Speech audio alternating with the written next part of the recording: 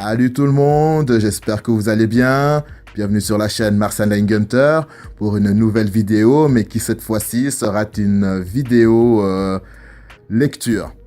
Donc je vais dicter, c'est n'importe quoi. Je vais lire un livre qui est peu, voire pas connu, parce que prendre des livres qui sont connus et accessibles à tout le monde, je vais pas dire que ça n'a pas de sens, parce que c'est bien aussi.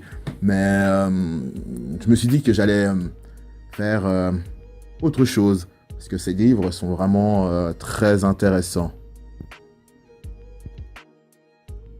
Donc voilà, alors je vous avais parlé de nouveaux formats. Donc je pense que vous avez pu voir quelques exemples comme le format musique qui était déjà présent, mais je le présente d'une autre façon. Il y a aussi le format présentation qui est arrivé. Donc je précise tout ça dans la vidéo des 100 abonnés. Et je vous remercie encore profondément parce que ça me fait chaud au cœur d'avoir autant de personnes qui me suivent. Je pensais pas, honnêtement, je pensais plutôt que ça allait être beaucoup moins, surtout que ça a continué à grimper. On est maintenant 158. Je dis on est parce que ça fait quelque temps que moi je regarde des chaînes YouTube de mon côté. Et c'est vrai qu'après c'est comme une petite communauté. Et je vois qu'il y a plein de petites communautés comme ça, sympas, où on vient lire ou regarder des vidéos drôles. Et puis bah voilà, à force on commence à connaître des gens et tout. Et puis c'est sympa. Et puis voilà, c'est pour ça que je dis on. Donc pour ce format lecture, je vais vous lire la bibliothèque copte de Nag Hammadi, donc une compilation des évangiles apocryphes qui ont été retrouvés en Égypte. Il y a environ vers 1940, par là, 45 ou 43, parce que là, je suis là, mais j'ai même pas les chiffres, mais je crois que, j'ai même pas les chiffres en tête, mais je crois que c'est par là, c'est quelque part par là. Donc, ces évangiles ont été retirés, je sais pas, peut-être au concile de Nicée, ou j'en sais rien, mais ce qu'il en est, c'est que quand on les lit, il y a vraiment quelque chose qui se passe. Enfin, je vais vous laisser découvrir. La plupart de ces livres sont téléchargeables en PDF directement sur Internet. Après, vous pouvez l'avoir sur votre téléphone. Après, vous en faites ce que vous voulez. Soit vous lisez sur votre téléphone, sur votre tablette ou sur votre ordinateur. Ou alors, vous printez les pages et puis vous faites un petit livre.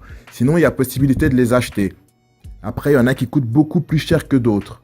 Il faut savoir que la bibliothèque copte de Nag Hammadi ne se trouve que dans des librairies spécialisées ésotériques, et il est mis à côté de livres vraiment ésotériques, mais ésotériques dans le mauvais sens du terme, parce que l'ésotérisme, c'est pas... voilà. Il y a des trucs quand même abusés à côté, alors qu'en fait, ce livre, il devrait être mis à l'étalage à côté des Bibles, de la spiritualité, des choses comme ça, parce qu'il y a vraiment quelque chose qui se passe... quand on lit tous ces manuscrits, tous ces livres, tous ces évangiles. C'est vraiment incroyable. C'est un livre qui arrive à peu près à on va dire 140 euros, 150 euros. Donc je dirais que là, c'est un grand frein. Quand on entend parler de la bibliothèque copte de Nag Hammadi, les évangiles mis de côté par le concile de Nicée, parce que ce sont vraiment des évangiles qui existent. Et à mon avis, je sais pas. Donc, il y en avait plein à l'époque. Hein. C'est pas qu'il n'y a que ceux-là. Nous, on a trouvé que ceux-là dans des amphores. Enfin, nous, je dis nous parce que voilà, les êtres humains, les habitants de la planète. Hein, voilà. Nous les avons trouvés en 1945 en Égypte, mais nous avons trouvé une version. Après, il y en avait plusieurs qui naviguaient dans toute la région, c'est sûr. Et à mon avis, ils ont été cachés parce que ils ont été persécutés, parce que voilà. Il y a des choses intéressantes là-dedans, je vous le dis. Donc voilà. Il y a d'autres livres qui sont beaucoup moins chers, donc vous pouvez les avoir en librairie, voire même dans les librairies aussi ésotériques. Je vous conseille quand même d'aller voir certaines fois les librairies ésotériques, parce qu'il y a pas mal de choses aussi. Donc ces livres apocryphes sont vraiment, vraiment top. Mais bon, assez parlé. On va directement entrer dans le vif du sujet, et je vais commencer à vous lire cette bibliothèque copte de Nag Hammadi. Et vous aurez toute l'introduction du livre en description sous la vidéo. Alors à tout de suite.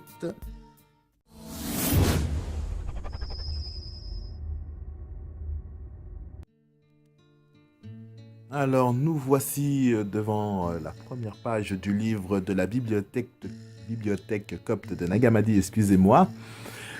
Et je vais tout de suite vous emmener vers cette introduction où il nous explique quand, où, comment, pourquoi, qui a découvert ces livres apocryphes à Nag Hammadi en Égypte en décembre 1945. Apparemment là, qu'ils ont été déterrés accidentellement, enfin 52 textes, un ensemble de 52 textes religieux et philosophiques cachés apparemment il y a 1600 ans dans une jarre. Donc vous pouvez voir la carte juste ici avec Nag Hammadi en bas. Nag Hammadi qui a été trouvé plus vers la Haute-Égypte que la Basse-Égypte. C'est intéressant.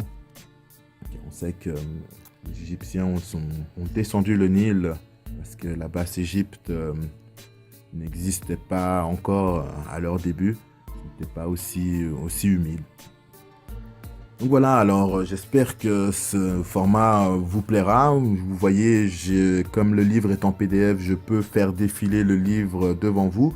Donc n'hésitez pas à mettre pause pour pouvoir lire.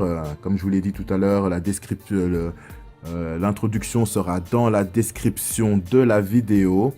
Je mettrai tout ce que je pourrai. Sinon, vous pouvez venir là, venir sur la vidéo et la lire et mettre pause pour les moments que vous avez loupés, que vous avez envie de lire. Donc, je ne sais pas si je vais faire très très long, donc parce que c'est la première vidéo, donc je me lance un peu, donc j'explique un petit peu aussi ce qu'est la bibliothèque copte de Nag Hammadi, qui est vraiment une grande découverte. Donc je pense que de lecture et de blabla, on va dire, je vais faire environ 10 minutes parce qu'il y a la petite introduction aussi. Donc on va lire l'épître de Jacques, une première partie, et je pense que je ferai une deuxième partie un peu plus tard. Alors, vous me direz si 10 minutes ça va pour vous, étant donné qu'on commencera directement chapitre par chapitre, ou si vous désirez plus long, ou alors plus court. Dites-moi ça dans les commentaires, lâchez-vous, n'ayez pas peur, je réponds aux commentaires. Donc voilà, alors je descends un peu plus rapidement pour essayer de vous emmener à la table des matières. Donc la bibliothèque se compose de 13 livres appelés codex, d'après le nom scientifique donné à tout assemblage de feuilles pliées en deux et cousues ensemble. Ces livres représentent les spécimens les plus anciens que nous possédons aujourd'hui. Alors, ces livres, pour ma part, après les avoir lus,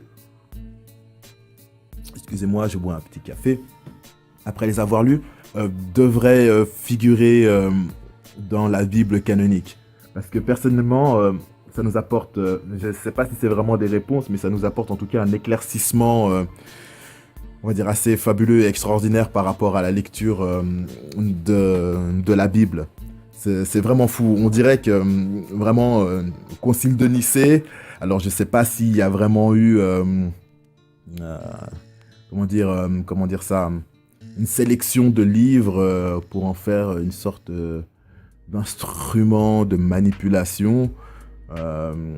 C'est vraiment dur à dire. Après, le concile s'est vraiment passé, mais on ne sait pas ce qui s'est vraiment dit là-bas. Alors peut-être qu'il y a eu des scribes qui ont retranscrit tout ce qui s'était dit, mais je pense que c'est ces textes ou ces tablettes sont sous scellés.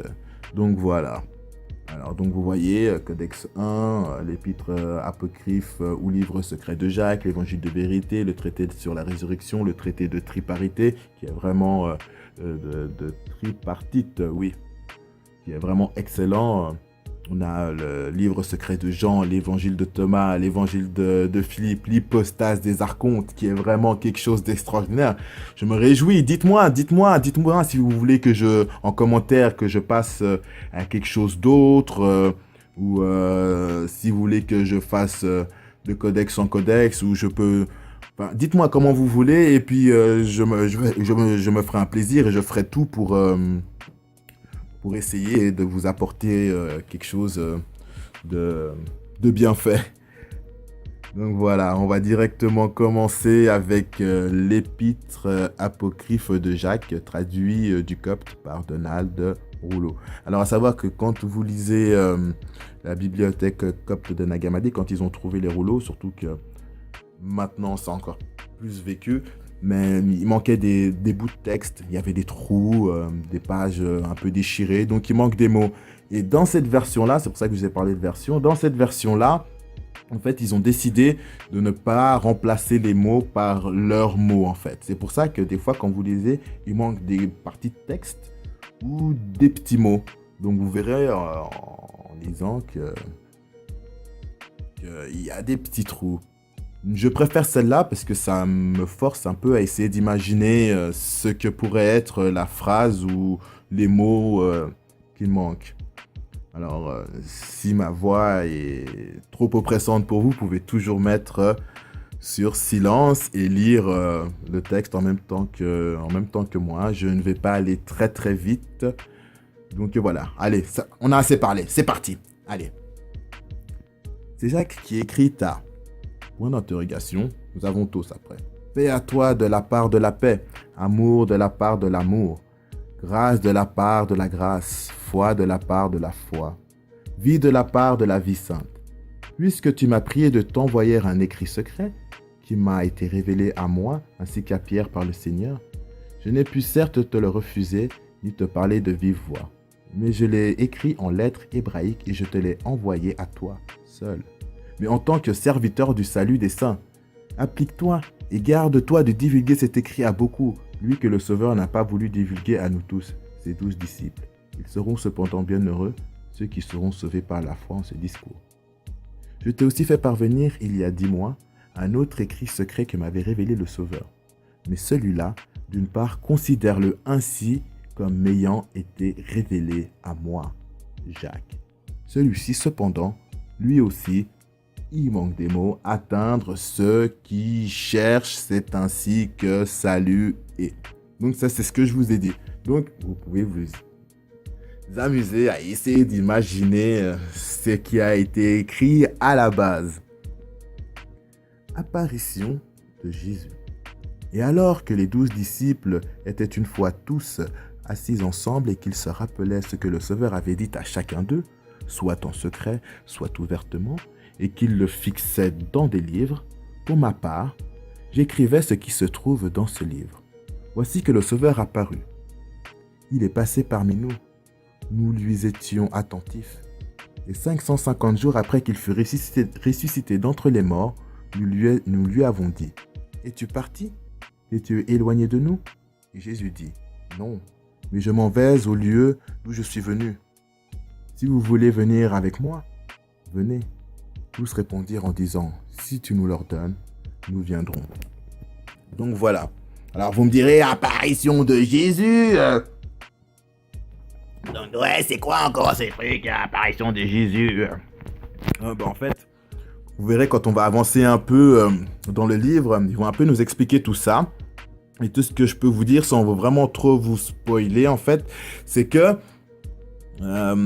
quand vous avez une personne que vous connaissez, qui n'est plus là, soit qui est décédée ou soit qui est partie, mais qui vous répétait toujours des choses pour vous faire avancer un peu dans la vie, quand vous vous rappelez de cette personne, vous la visualisez littéralement dans votre tête, dans votre esprit. Et les consignes qu'elle peut donner, même si elles vont à l'encontre de votre esprit, vous l'entendrez quand même. C'est un peu ça, en fait. Mais je vais pas aller trop loin parce on va nous expliquer tout ça par la suite. Alors, on me dit que mon téléphone n'a plus assez d'espace. Alors, je pense pas, mais on va quand même continuer. À savoir que la plupart des gens qui voient Jésus aujourd'hui voient la tête de Cesare Borgia. Jésus n'avait sûrement pas ce visage-là. Mis à part de Jacques et de Pierre. Il dit, « En vérité, je vous le dis, jamais personne n'entrera dans le royaume des cieux si je lui en donne l'ordre, mais parce que vous êtes emplis. Quant à vous, laissez-moi Jacques et Pierre, afin que je les emplisse. » Et, après qu'il lui a placé de là, il les prit à part, et il ordonna aux autres de vaquer à leur occupation. Le Sauveur dit, « Vous avez été pris en pitié, devenir disciples. » Ils écrivirent livre comme si, à vous aussi, soin et comme ils ont entendu de la même façon, ils n'ont pas compris. Alors cette phrase, je vous laisserai l'analyser en commentaire pour vos petites analyses. Ne voulez-vous pas être rempli? Et votre cœur est ivre? Ne voulez pas devenir sobre? Désormais donc, ayez honte alors que vous êtes éveillés et que vous êtes endormis. Souvenez-vous que vous avez su le Fils de l'homme, et lui, vous lui avez parlé, et lui, vous l'avez écouté. Malheur à ceux qui ont vu le Fils de l'homme. Ils seront heureux, ceux qui n'ont pas vu l'homme, qui ne se sont pas joints à lui, qui ne lui ont pas parlé, et qui n'ont rien entendu de lui. À vous est la vie. Sachez donc qu'il vous a guéri alors que vous étiez malade, pour que vous deveniez roi. Malheur à ceux qui se sont remis de leur maladie, parce qu'ils retourneront de nouveau à la maladie. Bienheureux ceux qui n'ont pas été malades et qui ont connu le soulagement avant d'être malades. À vous est le royaume de Dieu. C'est pourquoi je vous dis, soyez emplis et ne laissez aucune place vide en vous. Il pourra se moquer de vous, celui qui viendra. Alors Pierre répondit, « Voilà 3 fois que tu nous as dit, soyez emplis, mais nous sommes emplis. » Le Sauveur répondit, « C'est pourquoi je vous ai dit, soyez emplis, afin que vous ne soyez pas diminués. Car ceux qui sont diminués ne seront pas sauvés. Bonne, en effet, est la plénitude, et mauvaise, la diminution. De même, donc, que ta diminution est bonne, et que ta plénitude, au contraire, est mauvaise. Ainsi, celui qui est empli diminue, et celui qui est diminué, il ne s'emplit pas. Comme s'emplit celui qui est diminué, et celui qui est empli. Lui aussi, il devient parfait, suffisamment. Il est donc nécessaire de diminuer dans la mesure où il est possible d'être rempli, et de vous emplir dans la mesure où il est possible de diminuer, afin que vous puissiez vous emplir davantage. Soyez donc emplis de l'esprit, mais diminuez de la raison, car la raison est l'âme, elle est aussi psychique. Alors donc, vraiment, là, c'est vraiment pas mal cette histoire d'emplir et de diminuer. C'est vraiment une chose à laquelle j'ai vraiment réfléchi. C'est que il faut s'emplir, certes, de l'Esprit Saint, comme on peut voir ceux qui vont très souvent à l'église, ils sont vraiment très emplis, ils sont vraiment, on va dire, emplis d'une chose. Mais pour pouvoir s'emplir, ils sont tellement emplis que ils sont emplis d'une certaine façon que, en fait, ils ont besoin de sortir de cette amplitude, on va dire, pour pouvoir... En fait, une fois que vous êtes empli, il faut des fois chuter pour pouvoir rebondir encore plus haut que l'on était. Parce qu'on n'est jamais arrivé à un sommet. On pense souvent qu'on est arrivé à un sommet, mais en fait, il n'y a pas de sommet. On peut toujours faire mieux. C'est un peu ce qui ressort de tout ça. Vous m'en direz aussi des nouvelles dans les commentaires. Donc voilà, alors on va encore faire ce dernier paragraphe et après on va gentiment arrêter. Je répondis et lui dis, « Seigneur, nous ne pouvons t'obéir si tu le veux, car nous avons abandonné nos pères mâles, nos mères et nos villages, et nous t'avons suivi. Indique-nous donc la façon de ne pas être éprouvé par le diable mauvais. » Le Seigneur répondit et dit, « Quelle sera votre récompense, étant donné que vous faites la volonté du Père, et que vous ne recevez rien de lui en part de don, tandis que vous êtes éprouvé par Satan. Mais si vous êtes opprimé par Satan et persécuté, et que vous faites sa volonté, celle du Père, je le dis, il vous aimera, il vous rendra égaux à moi, et il pensera à votre sujet que vous êtes devenus bien-aimés dans sa providence selon votre choix. Ne cesserez-vous donc pas d'aimer la chair et de craindre la souffrance? Ou ne savez-vous pas que vous n'avez pas encore été maltraité, ni encore accusé injustement, ni encore enfermé dans une prison, ni encore condamné illégalement, ni encore crucifié sous un faux prétexte, ni enseveli dans le parfum, comme moi-même je l'ai été par le malin? Vous osez ménager la chair, ô vous pour qui l'esprit est un mur qui vous entoure. Si vous réfléchissez sur le monde, depuis combien de temps il existait au moment où vous êtes tombé, et combien de temps après vous il demeura encore, vous trouverez que votre vie est éphémère et que vos souffrances sont d'une seule heure. Les bons, en effet, n'entreront pas dans le monde. Méprisez donc la mort et souciez-vous de la vie. Rappelez-vous ma croix et ma mort, et vous vivrez. Je répondis et lui dis, Seigneur, ne nous parle pas de la croix et de la mort. Celles-ci, en effet, sont loin de toi. Le Seigneur répondit et dit, en vérité, je vous le dis, personne ne sera sauvé s'il n'a foi en ma croix. Car ceux qui auront cru en ma croix, à eux est le royaume de Dieu. Soyez donc à la recherche de la mort, comme les morts qui cherchent la vie. Car à ceux-là se révèle ce qu'ils cherchent. Mais de quoi se soucie-t-il? Si vous examinez la mort, elle vous enseignera l'élection. Car je vous le dis, personne ne sera sauvé de ceux qui craignent la mort. En effet, le royaume de la mort appartient à ceux qui se tuent. Soyez meilleurs que moi, rendez-vous semblables au Fils de l'Esprit Saint. Alors là, il faut faire quand même attention parce que quand on parle de mort, on peut parler de mort de l'âme. Donc vous êtes toujours vivant, mais vous marchez, mais vous êtes mort à l'intérieur. C'est ce qu'on pourrait appeler littéralement un zombie ou un mort-vivant des temps modernes. Vous savez, ces gens qui marchent dans la rue avec leur téléphone et qu'on doit éviter parce qu'ils sont dans leur téléphone et qu'ils ne voient plus le reste du monde. C'est un peu, en gros, c'est un peu ça. Donc voilà, je pense qu'on va s'arrêter là. On continuera dans une prochaine vidéo la suite. Alors j'espère que ce nouveau format vous plaira et vous aura plu. J'espère que ma voix n'est pas trop aiguë, trop grave et trop stridente. Et puis, je me ferai vraiment une joie de répondre à tous vos commentaires. Et je ferai, selon vos commentaires, encore une fois, une vidéo plus longue ou alors plus courte. Je vous remercie de m'écouter. Je vous souhaite une très bonne après-midi ou une très bonne soirée. Et on se retrouve assez vite pour une nouvelle vidéo lecture. Alors je ne donne pas vraiment de moment de sortie car il pourra en avoir une demain comme il pourra en avoir une dans 3 jours. Cette série-là, ce sera un peu quand j'ai le temps et que j'ai envie de lire. Donc voilà, et il y aura beaucoup d'autres livres après la bibliothèque copte de Nag Hammadi. Donc voilà. Donc je vous laisse et puis on se retrouve pour une prochaine vidéo. Allez, salut tout le monde. Ciao, ciao.